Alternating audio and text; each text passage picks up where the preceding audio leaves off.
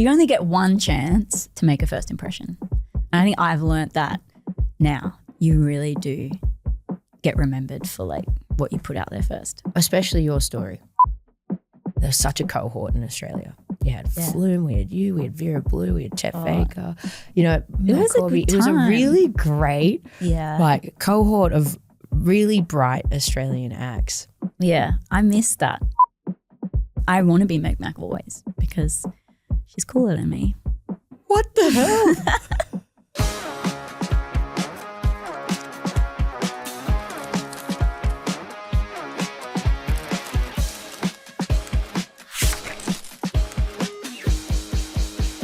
Listen up. Today I am joined by an Australian sweetheart, Meg Mac. This is a name that is, if you're in Australia, you would have absolutely heard her voice. It's iconic. She's had incredible songs in her back catalogue like Grandma's Hands, Roll Up Your Sleeve, Known Better, the song that she debuted with back in 2012. Her career has been astronomical in this scene. She's just dropped a brand new album. It's called It's My Party, and it's a very reflective album. So it's the perfect time to her to be jumping on the podcast. We go back to childhood, growing up in a musical family, to playing iconic stages like Splendor in the Grass, Groove in the Moo, and following her dreams, finding her sound, and taking you right up until the present day and beyond. This is really interesting. I really get a dig into her psyche. This is a person I've known for many years, and I actually have learned quite a lot from this chat. So I'm excited for you to learn too. So let's get into it. Meg Mac on Listen Up with me, Ash McGregor. And action. Meg Mac, welcome to the podcast. Hi. Thank you for coming on. This feels like a very long time coming chat. Yeah. Yeah, you're like Australia's sweetheart. And I think you've just dropped a new album. Yeah. It's called It's My Party. It's My Party. I keep wanting to say the party's over because the cover at the end that you do of It's My Leslie Party. Gore is so sad. And it makes me feel like the closing of a party. So every time I listen to your album, I go, oh, the party's over. But no, it's my party. Yeah, It's My Party. So there's a cover of the Leslie Gore song, which I always thought when I was a kid was like a happy song because it's like a cute little song. It's my party. But it's so sad. Like when you actually listen to the verses. Yeah, that's why when you do it at the end, I was like, oh, wow. Yeah, I think you actually really lean into I make a very sad version of it. The actual lyrics. Because what is it? It's about watching someone go Judy home. and Johnny. Yeah. So she's in love with Johnny, and then Judy and Johnny, she sees them. And Judy's wearing his ring. Fuck you, Judy. God, I hate that. Yeah.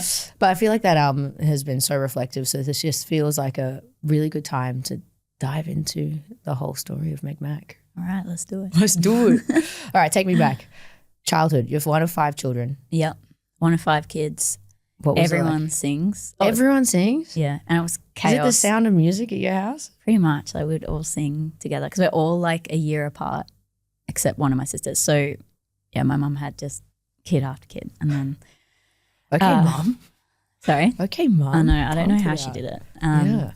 I'm the middle child. So I've got 2 older sisters and then a younger brother and a younger sister. And my mum just made everything into singing. So even to spell our last name, it was a song. Do it. MCINERNEY. I-N-E-R. Yeah. So that's how we learned because my name's McInerney and it's G-O-R. which is why I changed it to Mac because no one can say McInerney. Yeah, fair enough. And no one can say in Australia Megan. Everyone says Megan or Megan. So you have to be Meg. So I was like Mac. Meg Mac. But you're pretty lucky that Meg Mac is just like rolls off the tongue incredibly well. It works. But everyone, there's always errors. Like I get so many emails and it's like Med Mac or like Truly. Meg Mag. Guys, it's not that hard. It's really just 6 letters. It's so easy. Yeah. Okay. Mm-hmm. So wait, when you say all your siblings sing, they're not all musos though. I mean, my brother is. Yeah. He's about to release his first song. So very excited. How does that feel for you? It's exciting. Like I've been helping him like work on the songs and it's very exciting. And then my little sister's in my band. And she does music theatre and then my older sisters do theatre and like music theatre and so it's all very arts. Yeah, we went to performing arts school. Was there ever like a family band on the cards? We it's like so embarrassing but I do it. At school, we used to always perform, and we were called the Mac 5. No way. And we used to Watch out, Jackson perform at Five. like prefect concerts and like sing and stuff. Oh, all the together. school would have loved that. Yeah, it was pretty cute because we all went to the same school and then we'd sing, like harmonies. And so I've just grown up just singing. That was everything. That was like my whole life. And then, so you from day one were like, this is actually what I want to do for a career. yeah, but then when I left school, I was like anti-performing and I went and studied digital media. Why? Don't know. And then were you similar to my school in the sense that they weren't very, you went to a performing school. Yeah. I was going to say, because my school was very like, if you're doing the arts, what are you doing? Right. No, my school was like the opposite. So then you were rebelling against your school and went to go do something a bit more down the barrel. Like it wasn't cool to be academic at my school. It was cool to be like a performer. Wow. Yeah. Gosh. I look at that and I go, I'm so jealous. Really? I wish I But there would had be that. like ballet, like serious ballet dancers and everything. It was very serious. But I went to, what did I do? I went to COFA in Sydney for 1 year. And then I was like, would go home and just write songs on the piano. And that was when I realized, I do really love singing and I really like write. It was like writing songs made me realize I like singing. And then I went to uni in Perth. To WAAPA? To WAAPA, yeah, and I did music there. That's hard to get into too. I think the music theatre and the drama are like really top courses, but I don't know about my course if it was hard. I don't know. I don't know if it was hard to get into. Did you have to But we audition can go or with was that. it not? I had to audition. Yeah, surely it's hard to get into if it's audition based. Maybe. I don't know. That's you can have that. Don't doubt it. Don't doubt Okay, it. thank you. So when you were writing music back then, what did that look like to you? So I had a Nokia phone. It was like this big, and I would just record, but videos sounded better than the voice memo. So I would just make videos of my little ideas, and the ideas would go for like 20 seconds, and I just had hundreds of them. Do you remember some of those first songs? Yeah, and then some of them sneak into like little ideas that I'd had end up sneaking their way into songs, or like if I remember them. Oh wow! Yeah, ones like that you're still writing today, kind of thing. Yeah, like the song I wrote with my brother has an idea that I wrote when I was like 17. Truly, what part of it? Well, The whole thing. No, it's like this hook line. Okay, like a this is melody. the song that's coming out with your Yeah, brother. it's not out yet. I'm now like wow, what a plugging my brother's tease. music. But I don't know, like I write songs in a very like fragmented, disorganized way. So then like little nuggets end up kind of appearing. So you're kind of like a real jigsaw puzzle. You're filling in different pieces. Some of them fit, some of them don't. I'm a And you just mess. shuffle around to other areas. Yeah. Wow. So you've always been like that. Yeah. And I don't know whether they're like a verse or a chorus. They're just like an idea. Yeah. Okay. So you were at WAAPA. Mm-hmm. Do you think that having a formal education in music was beneficial to you? I think for me it was, but I don't think it's necessary at all. For me, it was more like buying that time. Like when I was 18, I wasn't ready to write a song and release it. And then I was at uni and I was so shy that I would like hold onto the microphone stand and I wouldn't take a hand off. Oh, wow. And then slowly, like over years of like having to sing in front of people, you'd start being like, cool, I can take the mic off the stand. And it just gave me that confidence and the time to also like experiment. So for me, it was like having just time. Yeah. To, like, and especially stuff behind closed doors instead of doing it like in a public space. You're not cutting your teeth in the circuit and learning those very foundational skills. Yeah. Like if I had to release some of the songs I was writing when I was 18, it would be like, what have I done? Because you only get one chance to make a first impression. And I think I've learned that now, that like you really do get remembered for like what you put out there first. Especially your story. Yeah. I feel like the beginning is still people's favorite thing about my music is the beginning, I think. Still How does today. that feel to you as an artist? I always just think like I'm proud of like my younger self, because you kind of feel like you always look back and think, oh, I didn't know what I was doing and I didn't know what I was doing. And then I'm like, that girl wrote Roll Up Your Sleeves, or that girl wrote that Known better. and like looking at like old me looking out for new me, like they're still such big songs for me. Oh, absolutely. And you're still playing them, eh? You got to. That's the ones that people love. I can't. I think one show I was like, I'm not going to play Roller Sleeves, and then I was like, I'm never doing that again. Why did you get your hate comments or something? No, it felt wrong. Oh, Yeah. yeah. But it's Roll Up Your Sleeves, I don't know, it's just everyone's favorite. Oh, it's the biggest in your discography. Like it absolutely makes sense.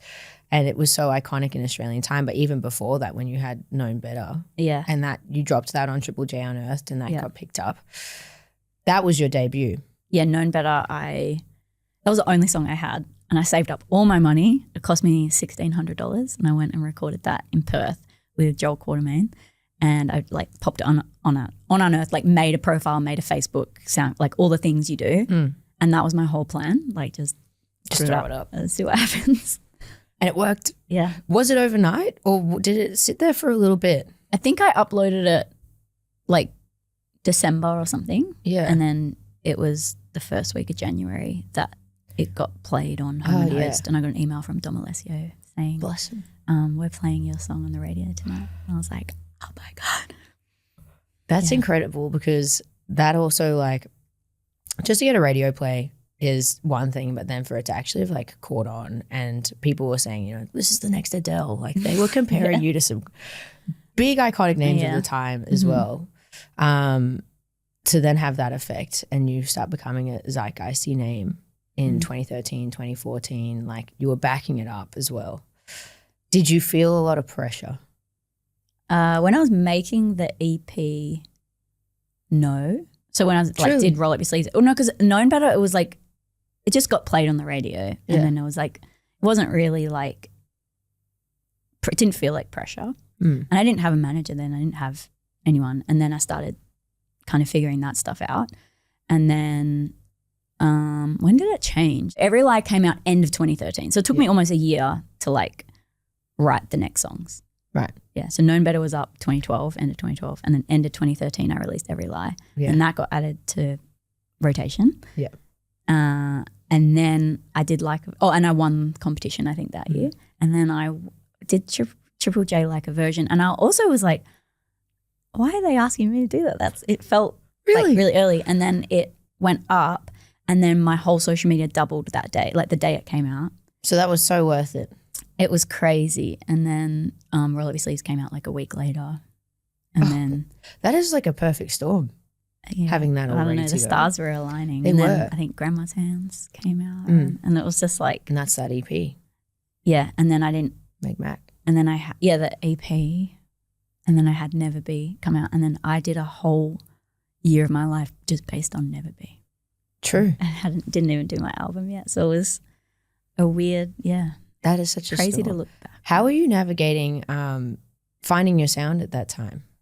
Because it's still a sound that you obviously still identify with. Yeah. Do you look at it and be like, oh, she didn't know who she was? Or do you look at it and go, actually, she found herself quite early? I think I knew who I was a little bit more back then. Because more than you do now?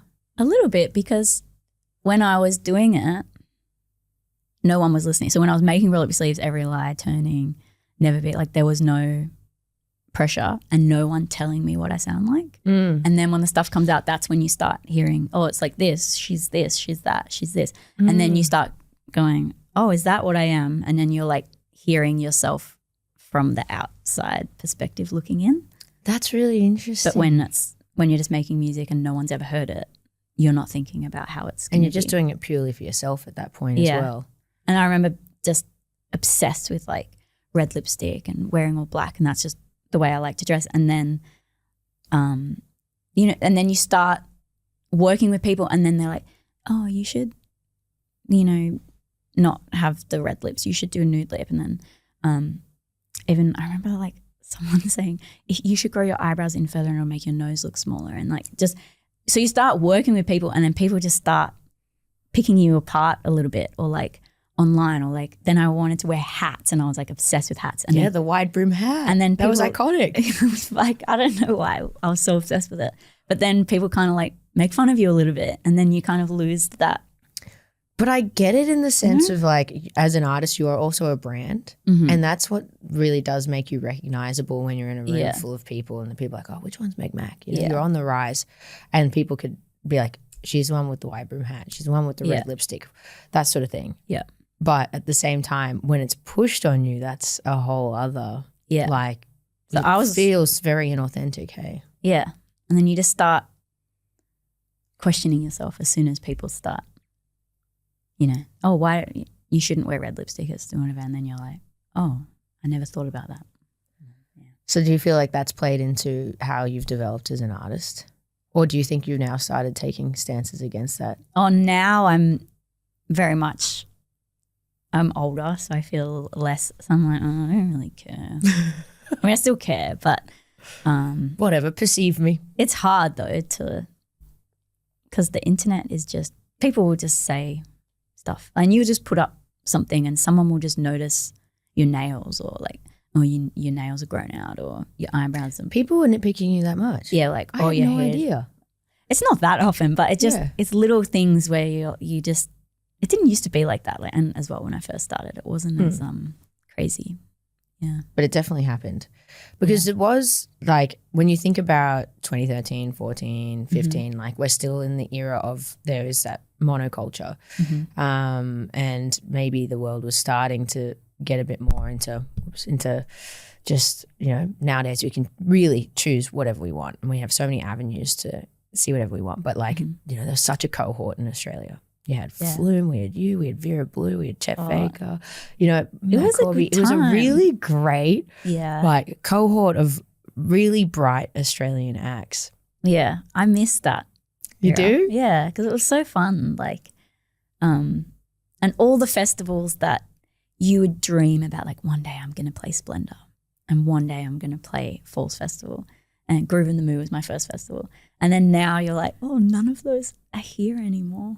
Yeah. And it is nice. And you know that 2016 thing, everyone looking back on that, and I did a post and I was going through all my things and I was like, wow, what a good time it was. Bring it back. I almost didn't, that's what I hate looking back because I realize that I wish I enjoyed the moment more because I was very stressed and like scared and nervous. Like I used to get hives in interviews and I would get hives all the way up my hands and I'd be itching. And I don't know. I thought like interviewers were out to get you. Some of them are. That's a thing. But I think I had like a few moments where someone, it felt like a trap. And then I just got so paranoid and I was like, interviewers aren't looking out for you. They're trying to like destroy you. And then I just would get hives. And then so you can't be yourself when you're terrified. Oh, absolutely not. So that's something you've had to learn. Yeah. And outgrow. No hives today. No hives today? That's what I like to see. If you had hives today, I'd be like, cut the cameras. Cut the cameras immediately. We're not doing this. That's horrible. Wow. That feels like that in itself has become, you know, even when you talk about you at WAAPA and clenching onto a microphone or you in your first interviews being, you know, shit scared. Yeah. You have come so far just in that side of your artistry along with the music side of things. The fact that I'm sitting here talking without planning it. Like I hate as well being put on the spot. Truly. Yeah, you would rather see the questions before you go in kind of thing? Yeah, like I remember my first album interview, I had written answers. Oh, that's my nightmare as the interviewer. Oh, because I was so nervous. I feel like I was good at making them sound natural. Oh, the acting side comes out. Yeah. But I just was so nervous. Yeah. Wow. And also I think I was really scared of like sharing negative stuff. So I only wanted to keep like the positive spin on everything. So if I had struggled with something, I didn't want to say that. So I had to like have my version of like, you know. Did you have a breakthrough moment in that sense where you realized? Interviews? Yeah, or just being like, it's not that serious, all of it. Like, did you ever have a moment where you go, actually I can talk about the shit side of things and how I actually am? Or I think speaking with like my family, we used to be so like just built up in my head how embarrassing it was that we used to sing together at school. And then I just noticed my brother would just tell strangers that story and people would love it and people would laugh. And I was like, and my stomach would clench. But then everyone would just laugh and be like, that's so cute. And then I was like, oh, it's okay. Like everyone's got their embarrassing like beginning story. Yeah. And I was just so terrified of that. That's so interesting. But that's what makes you. Yeah. And then just seeing, my brother just talk about it. I was like, oh, it's not lame that I used to sing with my brothers and sisters. Hell no. It's kind of. In fact, everyone's probably wishing that cute. they could do that with their brothers and sisters and they had that kind of relationship, to be honest. So in the come up, how did you go about finding a team? Because I imagine you've got your first, did you find a team before the first EP, Meg Mac? Yeah. So you've put your music onto Triple J Unearthed. You're starting to get into rotation. You got people emailing you left, right, and center. Yeah. What does that even look like? Were you getting majors or was it? Yeah, it would be like full record labels and like lawyers. And I was like, why would I need a lawyer? I remember doing a Zoom with a lawyer. I don't know why. And I'm like 22, don't know what I'm doing. And I'm just like talking to people. But most people and managers and stuff like that, most people would just say, send us more music, because I only had one song. Fair enough. So it was, it wasn't like, you're signed, like you're going to make it. It was like, send us more music. And I was like, I don't have any more music. So then I had to like go away and write more songs and stuff. I'll be right back. Yeah. So how quickly were you following stuff up? If it took you a year to do a proper release, were you just sending them random demos of what you had No, I in didn't the send bank? anything. Yeah, I waited until I had That's interesting. stuff. But I think- didn't sign with a label until only on my last album was, first time was with EMI. True. Yeah. Oh, so it took you actually a while to go with Yes, major. my management was also my label. It was like an independent label. So I'd been independent. I was independent that whole time. What was that decision process? Because I imagine if I was in your shoes, I'm 22, I've got this great buzz around me. One, I think I would be the type of person to be like, I'm just going to send them stuff. They'll move on to the next big thing. You know, they'll move on to the next Ash, next Meg Mac. Within the next couple of weeks, if I don't send them anything, like I would have that pressure. Yeah. But also I think I would be the type of person to just see all these great offers and I'd go, oh my God, I can't believe the people that some of my favorite artists are signed to are looking at me. Why did you go to independent? Because I was scared. Okay, I'm seeing a lot of themes here. I was too scared. I signed overseas, but in Australia I remained independent. And it's obviously worked out so well. Yeah. Yeah. It was good. Yeah, so it was really, those formative years felt very family. You had... Yeah, and I always had my sister with me. Yeah, it was good times. Yeah. That's good. 2022, you drop your album. Yep. Matter of Time. Yep. That one goes to number one. Yep. Great album, but you actually had pulled that just before release. Yeah, it was just before COVID and I'd ended up changing management as well. So I was having just like I feel like a life little meltdown, you know. Fair enough. Just before COVID? Yeah. Oh, and wow, then they just wanted to hit you and with then it all at COVID once. happened and then I'd been working on this album and I was just like, I can't put this out. I don't like it.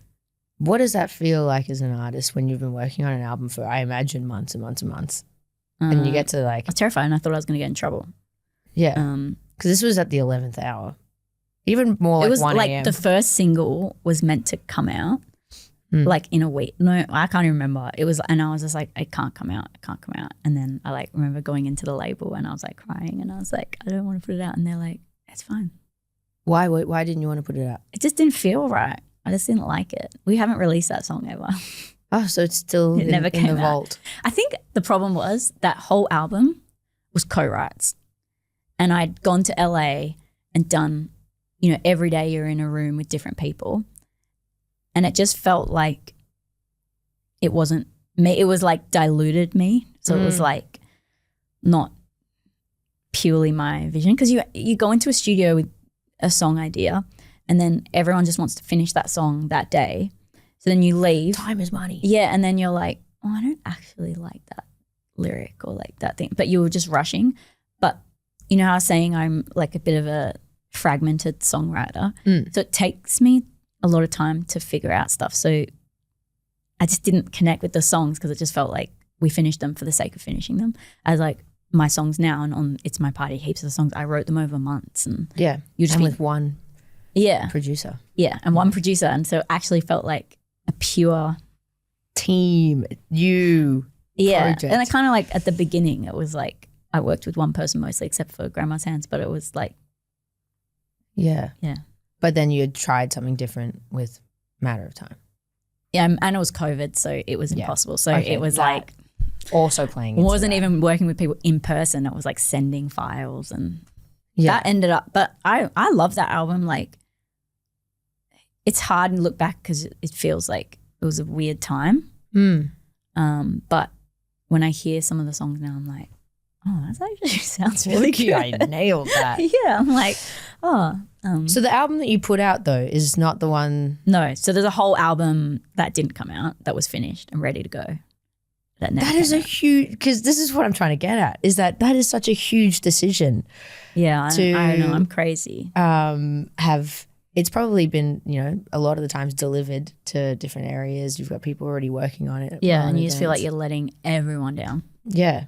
Yeah. And you'd had like a penny drop morning where you just thought, I got to go into the label. It was like I physically can't do it. And I'm not one for confrontation or anything. You don't seem it.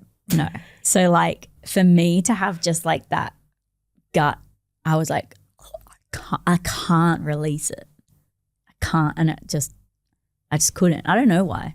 It's probably not even that bad. Like I'd probably listen to it now and be like, oh, that's pretty good. But would you? I don't know. I'll go listen to it. Yeah, dude. I'm actually curious what your thoughts would be on that.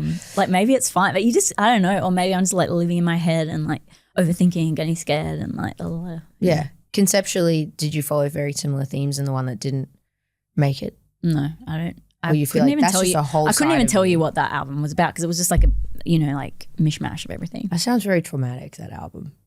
Yeah, I'd probably listen back and be like, oh, that poor girl. Yeah. And obviously you made the right decision because you released the album that you fully backed and one that you identify with, and it goes to number one when it went number one, I was like, yes. Like the relief of like, yeah.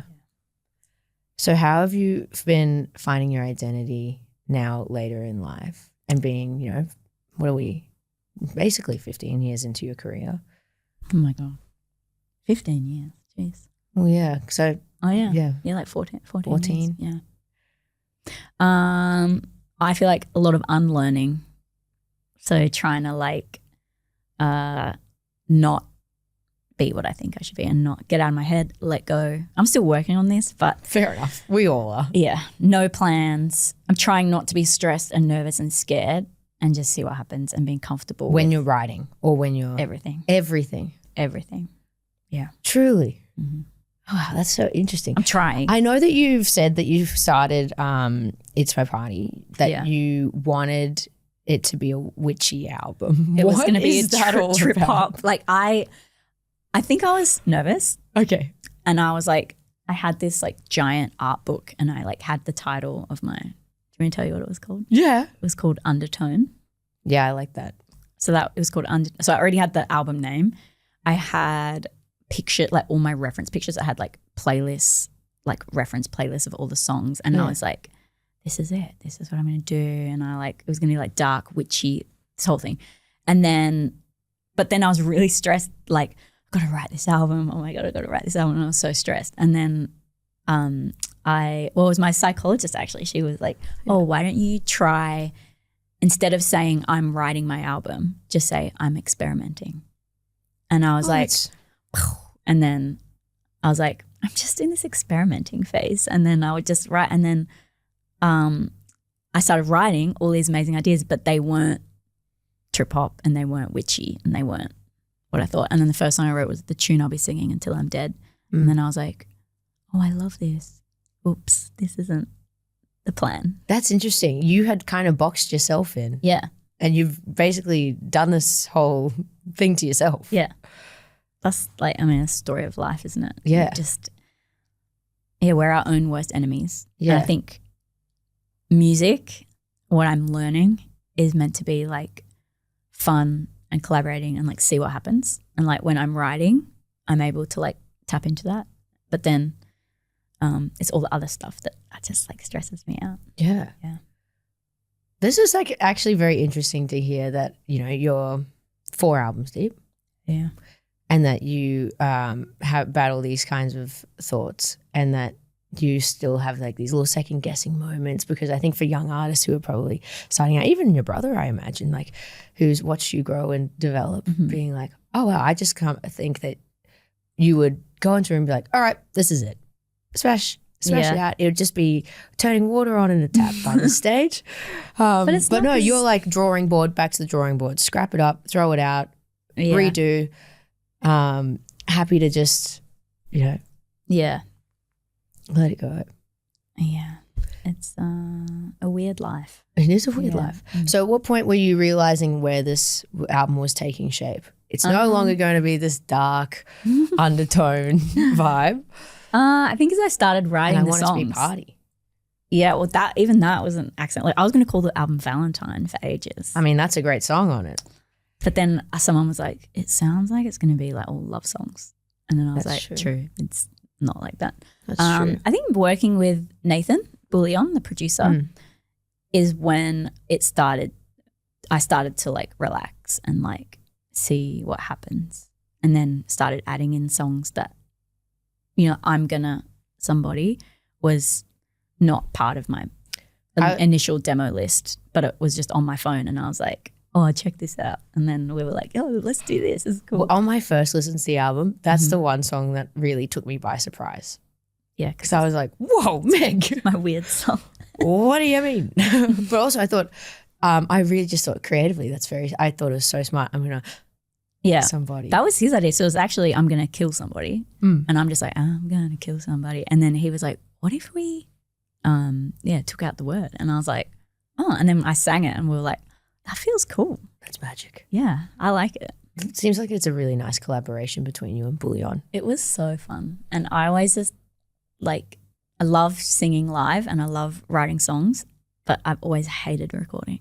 I find it too stressful and scary because you've got to choose the direction and choose the vision of the song and then choose the vocal takes and everything's so final and there's no wiggle room.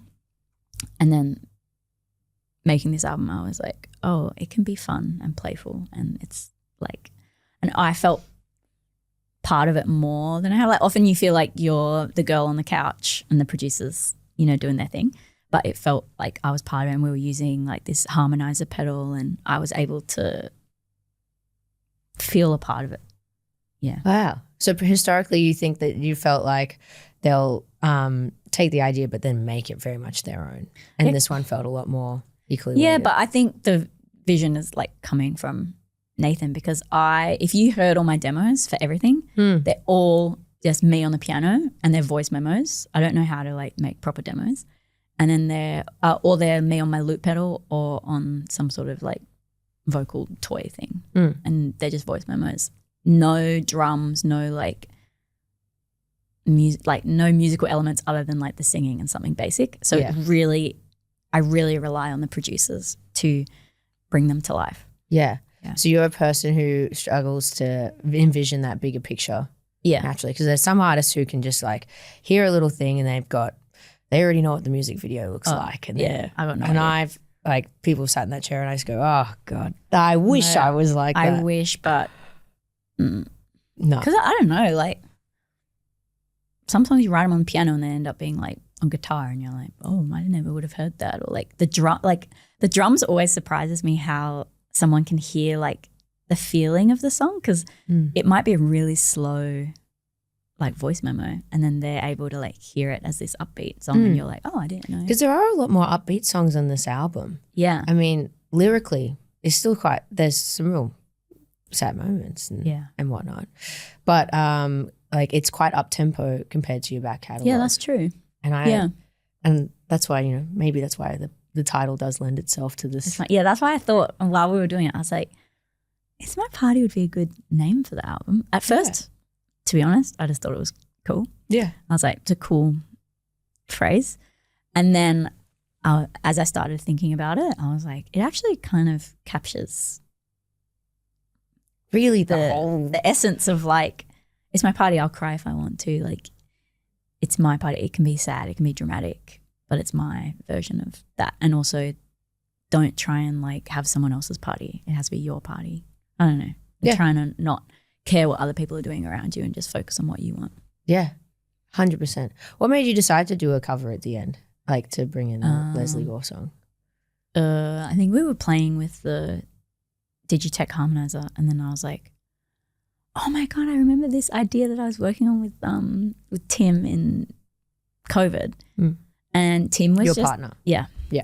Sorry, you know Tim? So I'm just like, just for everyone else, this is her partner. So Tim was just like mucking around with this idea, and then I was like, oh, that sounds like it's my party. And then I just started singing over it, and there was just a voice memo on my phone that I thought was cool.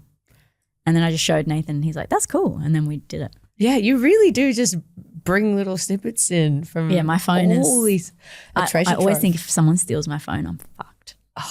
Like every idea is in my phone. How many voice recordings do you reckon you have in your phone? Hundreds of thousands, I reckon. Hundreds of thousands? No, I don't know. But like this phone, and then every time I get a new phone, I like take it all off and put it on like a hard drive. Yeah. And then they're not labeled either. They're just like new recording 474 or whatever. Wow. So you're just sitting there going, all right, scroll, click on that. Let's see what's there. And on airplanes or like Ubers, my favorite thing is to just go into my voice memos, kind of like roulette, and then just pick one and then like listen through. And then if I like something, I put like a little emoji next to it. So then when I'm like needing an idea, because I hate writing from nothing. It's the worst.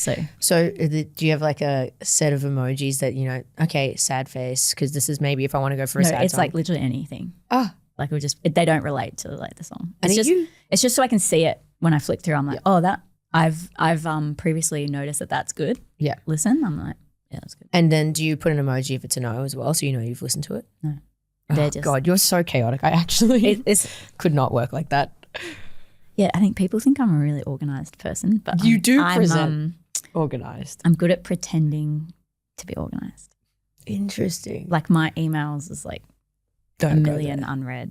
My Dropbox is disgusting. Okay. You know, you think you need to clean your house like it's a mess or whatever. And then I think my digital life is a mess.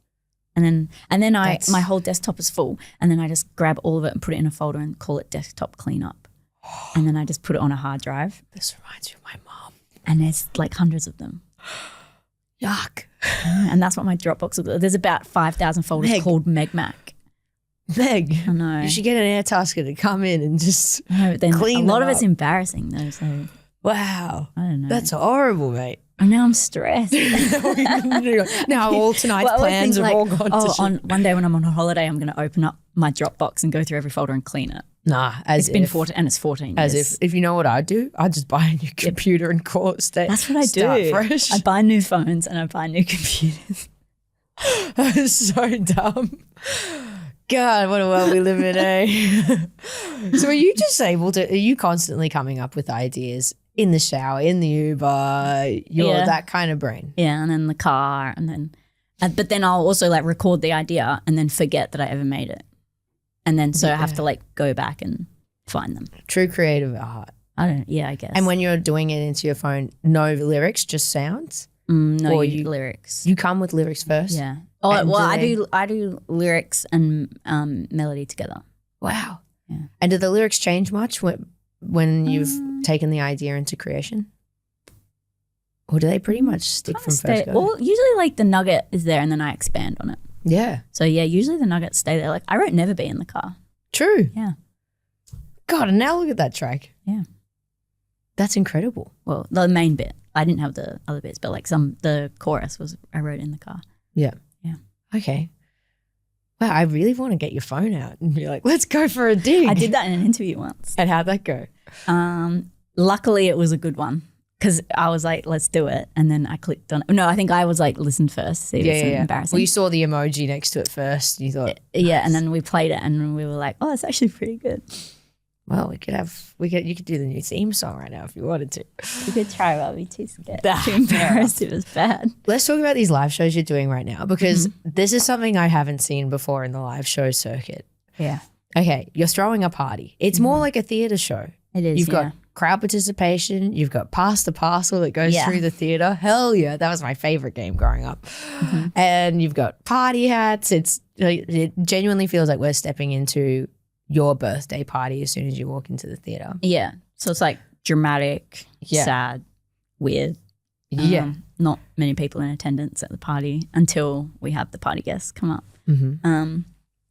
But we go, it's kind of like I wanted to do a show that shows you, that presents how I got to an album called It's My Party and what that means. So we go like all the way back to the beginning. We play Known Better and I kind of talk, like there's moments where I tell the stories behind songs and like talk about the beginning and like, my journey to like trying to get out of my head and trying to not be so stressed and scared and be comfortable with the fact that you can't predict the future. I think that's like my biggest thing is that I want to know what happens and I want to know the answer. And then I just get so anxious about not knowing what will happen. So It's My Party is like, it's my party. My party. It's my But you're life. really bringing people into this world. Yeah. And you know what? Even reflecting on this scaredness and this shyness to do this bit more an eccentric Yeah. Because at the same time, format I'm is extremely different. comfortable with putting on crazy outfits and singing my guts out Yeah. while being awkward and scared. I don't know. Do you see Meg Mac as an ulterior? Yeah. What do you call it? Alter ego? Is that what it's called? ego. Yeah. I'm like, ulterior motive? Like, no. I'll Alter ego. even, like hats, how I was obsessed with hats. Yeah. Meg Mac wears hats. I don't wear hats. But Megan doesn't. No, Meg Mac wears hats. And I love dressing up in all these crazy outfits, but then in real life, I don't do that. But I want to be that. I want to be Meg Mac always because she's cooler than me. What the hell? You can. But I think also, you know, there is that nice separation from like art and the artist. Yeah. And like that means that you can like, you're on the court, off the court. You're like a sports player. Maybe. At the same time, maybe this is you just putting I'm an on the athlete. uniform. You're like getting match fit. You're getting your head in the game. Yeah. And having that process perhaps makes you a bigger and better performer Maybe. instead of living it all out. I don't know. Maybe. I don't know. I'm trying to fuse the two and realize that we're together. We could be one. We could be one. That's the dream. Is that where you see Meg Mac going? I just love to be that person that just goes to Woolies dressed ridiculous. Yeah, why not? I feel like maybe you'll end up being this eccentric old woman one day, and that's like Yeah, like where you're heading. the lady that only wears green. Yeah. I love those people and I'm really fascinated by those people. I think because I want to be them. Yeah. But I feel like you could absolutely do that with this with this show. Did you grow up having a lot of big birthday parties? No. For me, parties as a kid is like McDonald's parties, Oh yeah. Pizza Hut, Yeah. the classic Australian. fast but I food loved like birthday party parties. bags and Yeah, because you got party bags. yeah. But actually, when I was at uni, I loved having parties, like share house, and we'd have parties, and I'd always have costume themed parties. Mm-hmm. And Tell then, me about some of these. we had Creatures of the Magical Realm was one, What did you do? werewolf. Hell yeah. We Not had super black and sexy, a gold party. werewolf. Black and gold party. Oh yeah? Was that around like Black and gold. Sam Sparrow Yeah. era? Yeah. And then we had accessories. So you just had to wear heaps of accessories. That's a great idea. Yeah. That's one that anyone can really partake in. Yeah. So I had like just a million bangles, hats, jewelry, everything. Is there a dress code to go to your show? No. Would you impose one? No. Themed costume. You know what? party. Because I would hate to go That's to a true. show and then feel like I have to dress in a certain That's way. exactly right. But you know I- what? Fair enough. Wear what you want. Wear Yeah. what you want. Because a lot of people message me being like, do I have to wear a party dress? Do I have to dress up? And I'm like, But if you want to get amongst it, you're more than welcome to. But I would never. Have people brought you party gifts? to the shows? We've had one show so far, Yeah. and someone did make me something like a what do you call it? Is it like cross stitch thing? Oh It's yeah, the- like when it's like on that circle Yeah. and they like do it I tight. don't know what it's called. Embroidery, yeah. cross stitch. I guess it really depends on the type of stitching. And then I don't know do you know this guy called Adrian who is like #1 Oz music fan, and every show I do, he's there, and he will give me a pile this big of vinyl of Australian artists, all signed by them. And then and for my sister as well. And then he will buy like 10 copies of my album and I'll sign them all. And then he will go to other people's shows and give them. Adrian. And even when I did my in-store at Hum, and she was like, oh, can you sign this? This is for one of our customers. And I said, is it Adrian? And she said, yeah, it's Adrian. So he just supports Australian music. And wow. And then he's like, you got to listen to this album. And then in a way that it's like a bit Nardwell, where he's curated that stack for you as well. And it's physical. Like I have so many vinyl from him and CDs all signed by the artists. It's amazing. Wow. Yeah. That's actually like a really nice book exchange in a way. Profile. I don't know. Yeah. Absolutely. Please do. Yeah. Shout outs to him. That's actually genuinely a bit of a game changer. And it's like, not internet. It's like physical. As it should be. And that's, display it proudly, and then knowing that your records will then go on to other artists, or is he giving them to? Yeah, he gives them to other artists. So he just buys everyone's, CDs and vinyl and then shares them around to other artists. Wow, brilliant. Yeah. And he's been there from day one kind of thing? No, I think it was maybe Matter of Time tour was the first time I met him. Yeah. Yeah. Do you have fans that have been there from day one that show up to all your tours? Yes. And then they'll say, this is my 11th show. Oh, this is my 7th show, or like, and it's crazy. Or I have the weirdest was meeting people and they're like an adult and they'll say, I've been listening to you since I was 14. And I'm like, what? Yeah, we've like grown up together. Yeah, and then kids meeting little kids, and it was their mum was a fan from like the beginning, and it's like crazy just how time. Because to me, I still feel like the same, even though I'm way older. But yeah, it's people. There's so many people that I have from the beginning. That's incredible. Do you have an artist that you're that for them? That I've been there from the beginning. Yeah. It's an artist that you still love today, that you would still go to gigs to, that you go, oh, I've been to. I really want to go to Vanessa Amorosi. Oh. Are you going? No, I'm away. Oh, I really, I should have bought my tickets, but like she was the singer that like my first song I ever sang was Vanessa Amorosi. Wow. Absolutely everybody. Get Meg Mac on stage. I think if I met Vanessa Amorosi, I would cry. Truly? Yeah. Honestly. So she was like your idol growing up. I was like, I want to be Vanessa Amorosi. Okay. Yeah. Okay, so we're manifesting Vanessa Amorosi. We're manifesting the merging of Meg Mac and Megan. I've got a lot of things to do. We've got, you're going to be cleaning up your digital life. You're going to start wearing a lot of green. You're going to have. Green's not my color. Green? What? Okay, what color are we're going to do it? Okay, you're going to make eccentric. Old lady just wearing black. Maybe. Or I don't know. We could go black. Yeah. Where else do you see? What's next for Meg Mac? Where do you see this project in 5 years? I feel stupid saying I've got a vision for my next album because last time I had a vision, it failed. Just threw it out the door. You've done this a bit actually. But I'm like just kind of having fun. Like even my friend plays at Caterpillar Club every Monday night. And he was like, do you want to jump up? And then I did. And then I'm like kind of having fun just like jumping up and just singing songs for fun. Yeah. And not just Meg Mac or like. And then I was like, oh my God, I haven't sung Meg Mac I haven't sung a non-Meg Mac song for like years where it's not, it's just for fun. So I'm just kind of like exploring back in the day when I was at uni, I used to just get up and sing. Tapping back into that Yeah.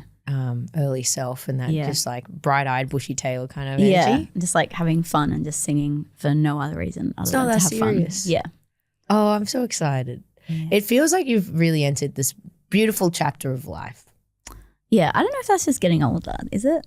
I don't know. A little bit, but I think it's also, it is getting older. You're self-assured, you know what you want, but also like you know what matters and what doesn't matter. Yeah.